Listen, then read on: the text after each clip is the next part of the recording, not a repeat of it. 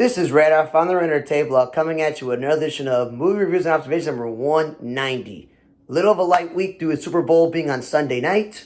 This past Sunday night, so it factored into it. The first movie I watched was Meg 2, The Trench. And the other movie had Rainn Wilson in it, but it was a similar idea. There was a shark, more sharks, bad guys to fight, and Jason Statham being the action hero we all love and deserve. I think I've seen many good Jason Statham movies recently. The Guy Ritchie movie was surprisingly good. That was a spy movie. Expendables 4 was surprisingly good. And this number 2 was surprisingly better than I thought. I liked the first one. So it's been a few years since the last one. So a little bit confusing with which scientist and which organization. But there's like this Australian guy or New Zealand guy. There's a couple Asian people. There's the black guy who I know from the Rush Hour TV show and Rainn Wilson's failed TV show Backstrom, and I'm like, I know that actor, so I recognize some of the few faces. There's like a bad guy who runs like an illegal operation and stuff, and it wasn't just about like dealing with the Meg. He was dealing with a boatload of Megs and sharks and dinosaurs and all these creatures, so that was interesting. And also, one of the people in the movie was the girl who played the triplets or twins in the show The Gifted. She can turn into multiple versions of herself. I recognized her. It's not super inappropriate. It's PG-13, so it's not like... It's a little bit bloody with the shark and eating people, but again, hour 50-something minutes, not too long. Sequels are never as good as the original, but it's a good enough action movie to sit down and watch, and I liked it. I don't love it, but I liked it. Then I watched Are You There, God? It's Me, Margaret. Apparently, this is based on the adaptation of one of Judy Blume's famous classic movies about a girl who's uprooted from New York City to live in suburban New Jersey because her father changed his job. And she doesn't see her grandmother a lot, and she's going through puberty because it's a coming-of-age story. And she's got a group of friends that she meets, a black girl, a nerdy girl, and this blonde girl's apparently her mother's on every school council, and her brother's like a jerk and blah, blah, blah. And there's a lot of, and Kathy Bates plays the grandmother, Rachel McAdams plays the mother. And I was like, and Benny Safdie is playing the father. And I find it interesting because, again, PG-13, it's good enough for a teenager. It's based off a famous book. And it's barely an hour and 46 minutes, so it's not too long. But it is a movie I put on thinking to myself, like, I need to, like, catch up on a lot of work, and I need to, like, have something on in the background. And I was surprising how good it was. I wouldn't put a comedy sticker on it, which is what the library had.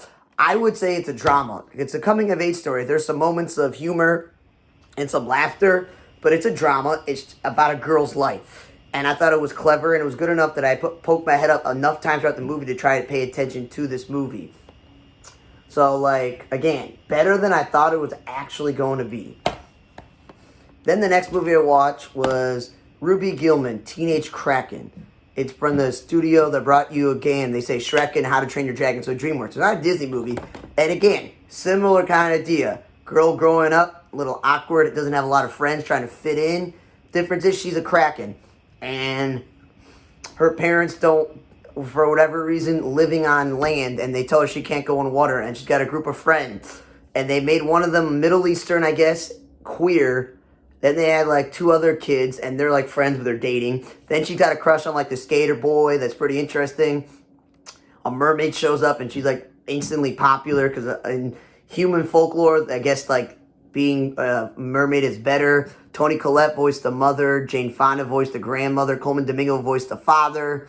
I was like, you know what? It's a pretty clever story about accepting who you are, because in the end, if she didn't accept who she was, the world was going to end. Will Forte voiced the sea captain, and I'm like, I love Will Forte. He's hilarious. So it's like a good message, rated PG. It's a good movie. I think like it should be added to the collection of Shrek and How to Train Your Dragon, like good classic kids movies that are not made by Disney. The animation's obviously not going to be as good as Pixar, but I liked it. It was enjoyable. It was interesting enough plot. There was like, something happened, you got to save the day, all these other things. I liked it. Barely 92 minutes, because with animated kids movies, the credit scenes are very, very long, and it's not that long of a movie, actually, and I liked it. I don't know if they're going to make a second one, but I thought it was pretty clever. The little boy was funny. They had a little pet, quote-unquote, like, creature that's like a dog. He was pretty clever and cute. So I thought it wasn't a bad idea to make this movie, and it was good for children. Then I watched The Machine, and I've been waiting a while to see this because remember watching Bert Kreischer doing stand-up on, like, late night and him then being interviewed on Conan? I'm like, this guy's pretty funny.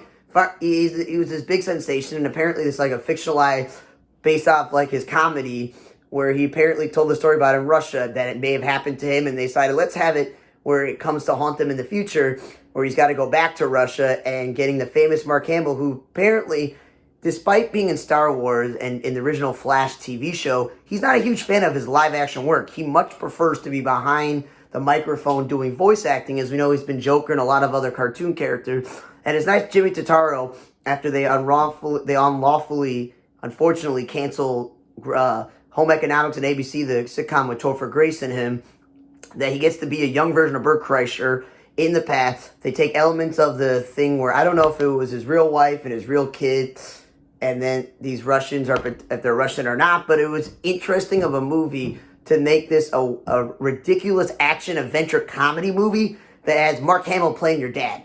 It's not the worst movie, it's not the best movie. After watching a bad movie with Owen Wilson called Paint, watching Stray with Jamie Foxx and Will Ferrell, and then watching that cringe movie with Jennifer Lawrence, I'm like, this is a welcome movie to watch, because it's not the worst movie, it's not the best movie. It was enjoyable for most parts of it. Some of it was disgusting, some of it was crude, a little bit gory, stupid, and weird. But it's a likable movie. That's what I'm trying to say. I liked it. I had a good time watching it. I'm not going to say it's one of the best movies I've ever watched, but again, not many are. Then I watched this movie called Nefarious with Sean Patrick Flannery and the Jordan Belfi, where, and again, not that long of a movie, 90-something minutes. Yeah, so essentially, Sean Patrick Flannery, I'm going to give you credit. He really committed to playing like a convicted murderer who's about to be executed, and showing all the signs of, like, I'm either guilty or I'm not guilty, or to come up with the whole thing where I'm a demon, I'm possessed, and I possess this body, and this guy is not really in charge, and he wants to be executed so he can move on to the next life, blah, blah, blah, and they bring this specific psychologist, psychiatrist, whatever, doctor to, oversee him and stuff. And I've seen this guy, and I'm like, oh, wait, he was in Entourage, and he was an All-American, and he was in a few other shows, I just forgot his name. So it's more of a psychological movie. It's definitely not a horror film. Nothing in this movie is scary. It's just the idea of a demon possessing him, and then the demon talking to people and stuff. Like, that's like somewhat horror film, but not. So in this one, I feel it's more psychological based on the character that Sean Patrick Flannery was, and the whole dilemma that the back end of the movie took, which was stupid with the whole...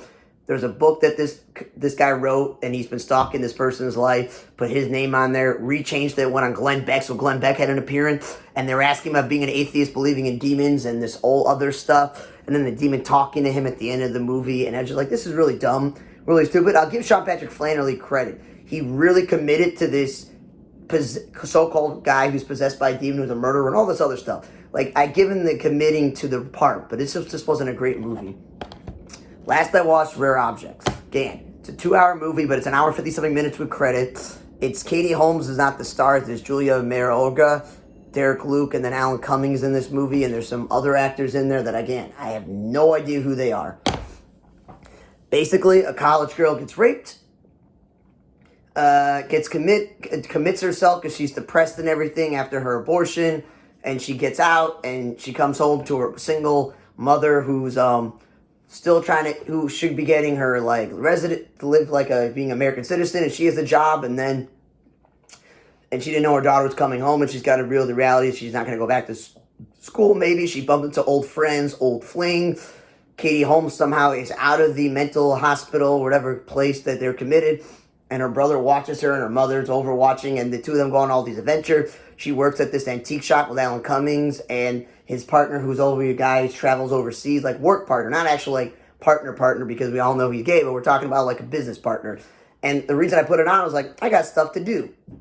And it's the perfect type of movie to sit down and watch a 2-hour movie on a Saturday during the Sabbath, there's nothing to do. Like, literally, that's what it is. So, again, it wasn't a good movie and it wasn't a great movie. It's just, okay, you watch and you put it in the background. But again, I'm not suggesting you watch Rare Objects or Nefarious, unless you're a big Sean Patrick Flannery person.